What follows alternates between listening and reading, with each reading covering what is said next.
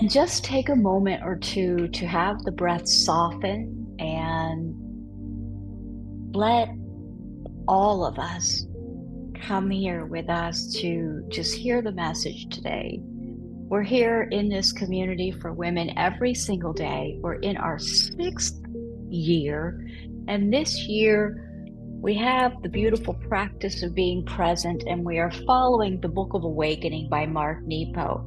You don't have to get the book. We are here every single day. Sure, get it if you'd like to have it. I do believe it's a great book to have in any wisdom library. But the Book of Awakening by Mark Nepo is our practice this year. And what I mean by practice, I mean by not multitasking. I mean, maybe we are sometimes. We can't every day not be listening to these messages and not be doing something else. But this is a conversation that we are offered to really listen to and have it come in and make an impact. So just take a couple breaths, release some of the stimulation, and allow yourself to be present for your own lives, right? Our own lives. The book Awakening by Mark Nepo, this New York Times bestseller, is described as having the life you want by being present to the life you have. And the message we're offered for this day number 1882 is titled Never Knowing Where We Fly. Never knowing where we fly. So let's just pause. See if we can release the jaw a little bit. See if we can soften a little bit more and really come in and listen. Never knowing where we fly. Birds learn how to fly, never knowing where flight will take them.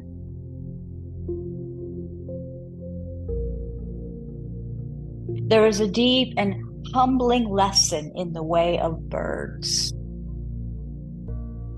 Their wings grow and stretch and span patches of air, first tentatively, and then with confidence. They lift, they pump, they glide, they land.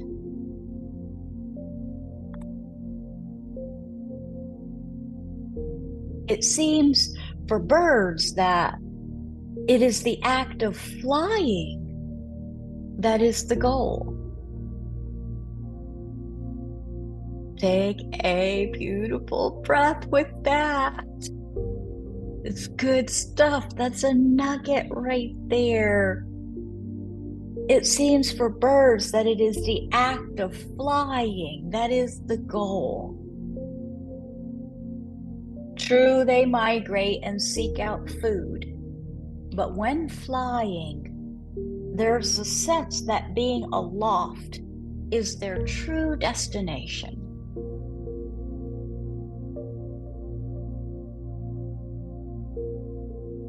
Unlike birds, we confuse our time on Earth again and again with obsessions of where we are going, often to the point that we frustrate and stall our human ability to fly.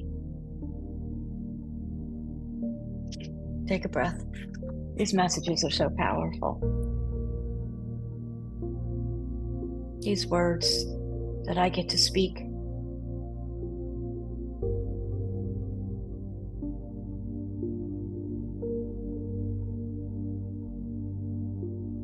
We frequently tame and hush our need to love, to learn, to know the truth of spirit,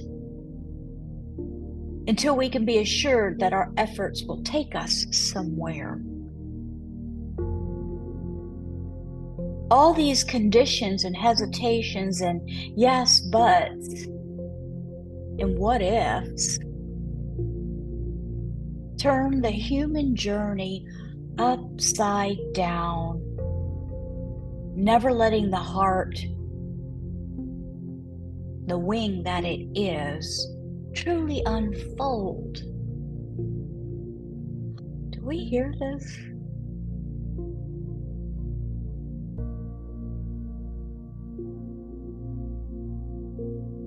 Yes, without consideration or reservation, it is simply the presence of light that stirs birds to sing and lift. The presence of light is just the presence of light.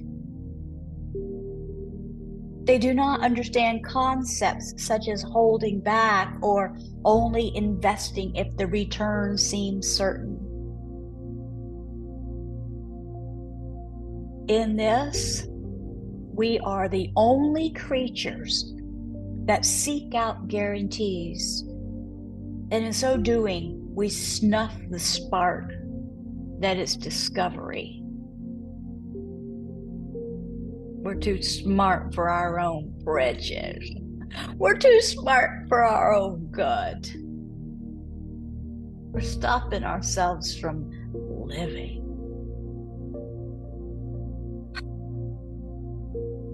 Just how often do we cripple ourselves by not letting love, with all its risks, teach us how to fly?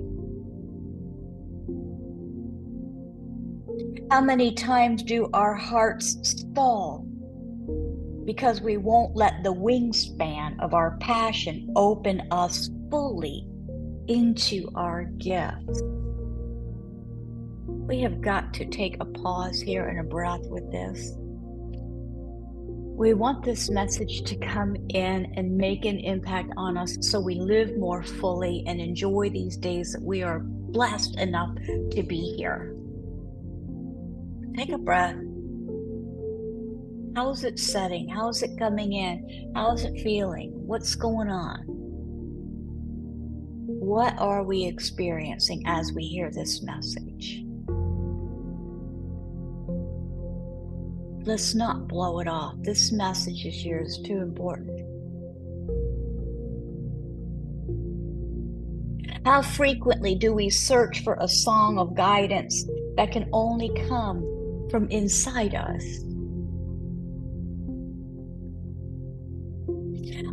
I know that over the years, through fear and expectation, my mind has gathered and hoarded places I need to go, things I needed to have, selves I needed to be.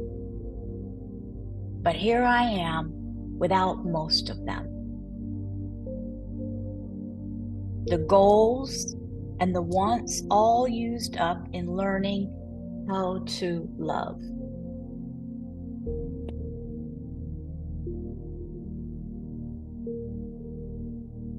So try as I do to imagine and construct where I am headed. Try as I will to plan and know what this life of feeling means. It is the pulse of what I feel itself that lifts me into spirit. In truth, wings don't grow any differently to fit south or east or west. And our lives, no matter how we train ourselves, are more fundamental than any direction of worldly ambition. We, like the birds, are meant to fly and sing. That's all. And all our plans and schemes are twigs of nests that once outgrown, we leave. Let's hear that. Let's hear that last little bit. All our plans and schemes are twigs of the nest that once outgrown, we leave.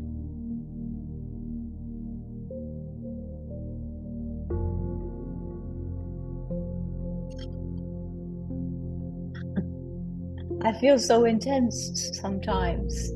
These messages are just blowing me away this year. They are very profound. So take a deep breath in. If you're able to close your eyes, please do so.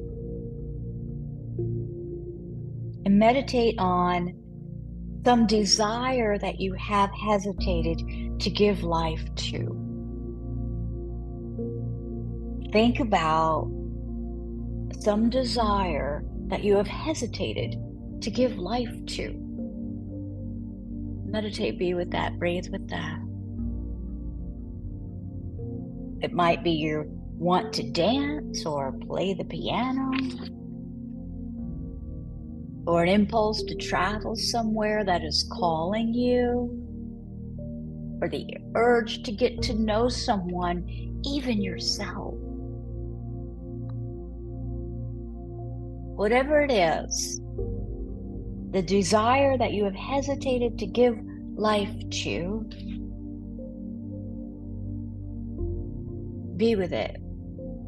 Breathe and let the feeling rise unencumbered. Just let it rise, release the jaw. Breathe with it.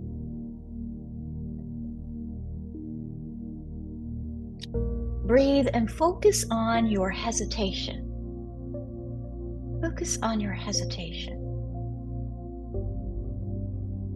It might stem from a fear of failure or rejection or fear of the unknown.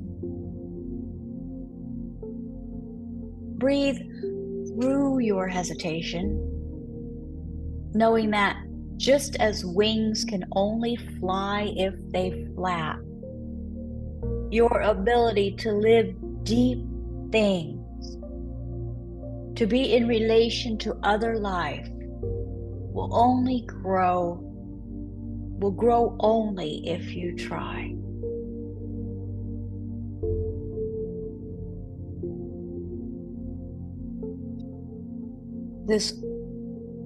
These messages he has shared in such a way that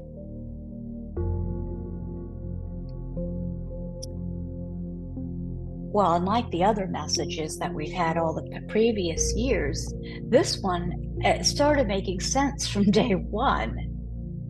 And what he has been saying is notice how much life we're not living because of these fears or a lot of this stuff that no longer serves us. How much life, he's really shedding quite a great light on how many different areas that we're not experiencing. And one of the messages was back earlier on, he talked about the monster in the closet or the boogeyman or whatever. And he talked about it was in the closet. And so we never opened that closet. But honestly, we got kind of scared and we didn't even go over that side of the house. And this is what we're doing with our lives. And then we realized, holy crud, life is much shorter than we realized. This game is way too quick. Things come out of nowhere. So it's important for us to be present. And that's why this practice is beautiful.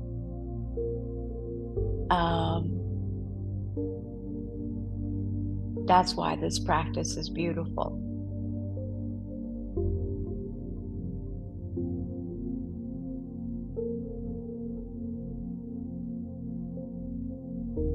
And it's without judgment, but it's noticing and letting ourselves release little baby beautiful layer at a time.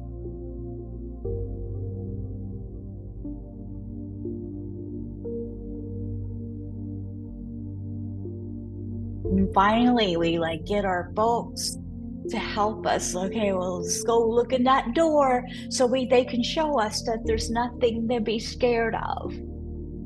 In fact, the noise we heard was just a coat in the closet. The air conditioning was making the fabric move, so it was tapping on the door.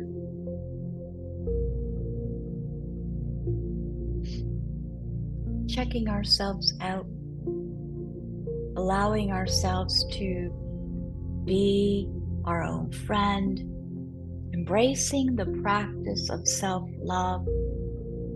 Dr. Darcy Lord, her first guiding tenet for that practice is care about how you feel. Dang it, care about how you feel.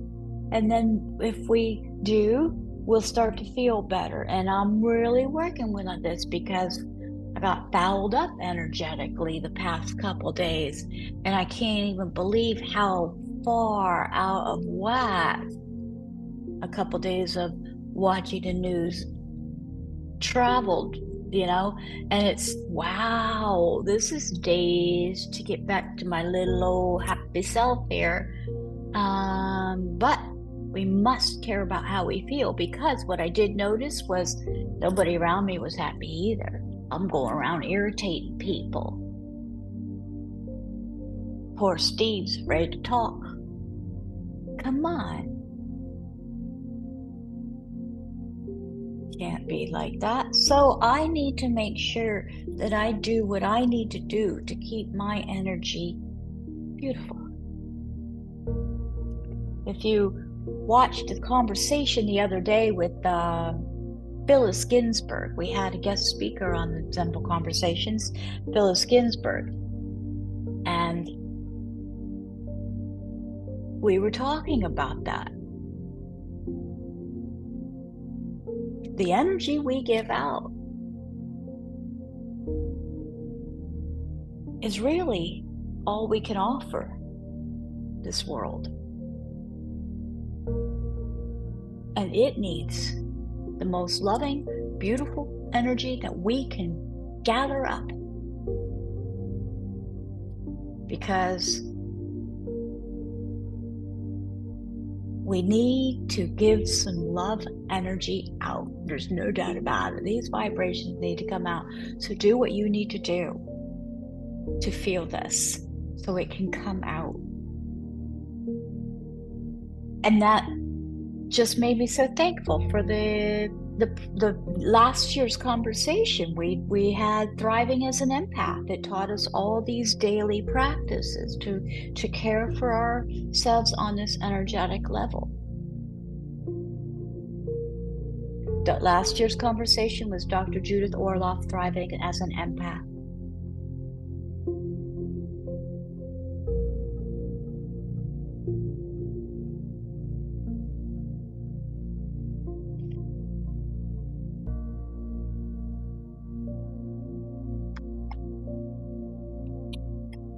I got off subject. That's never happened before.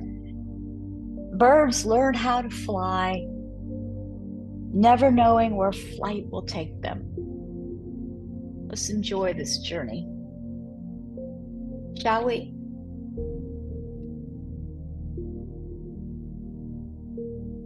Top 5 regrets. Remember, very important, this presence, this practice of presence. Thank you for being here to practice together, always. Please visit zenfulconversations.com. Sign up for my email. I don't keep the web that up to date. I will probably go in sometime over this weekend and put some things that are coming up next week. But if you are on my mailing list, I generally do send out an email every Sunday evening, and that will tell you what's going on and what's maybe coming up if I know. But I do appreciate the support so very much. It means a lot.